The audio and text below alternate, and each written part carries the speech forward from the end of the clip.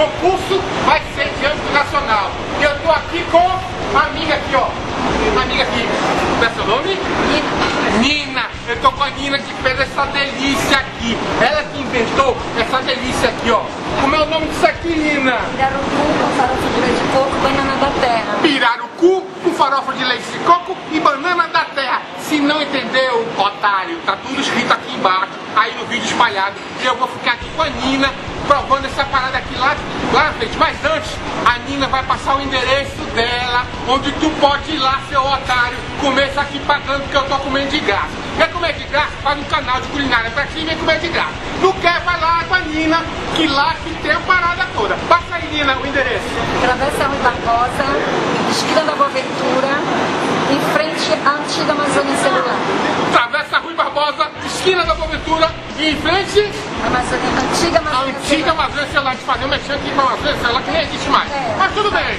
E aí, galera, vamos bater lá com a Nina, bater um papo com ela e com o prato dela, hein?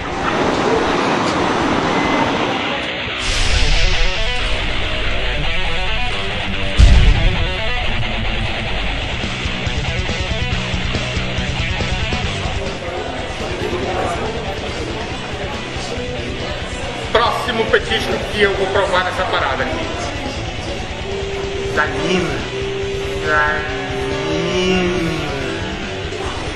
Da Nina. Tá vestido agora lá dentro? Da Nina. Vou provar essa parada aqui. Bora ver.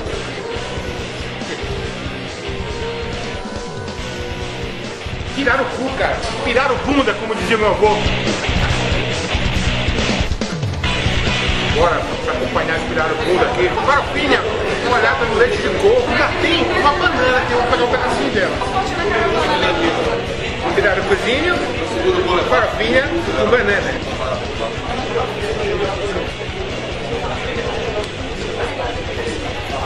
Ficou divino. Ficou mesmo. O contraste do doce da banana com o salgado do pirarucu. Ficou no ponto.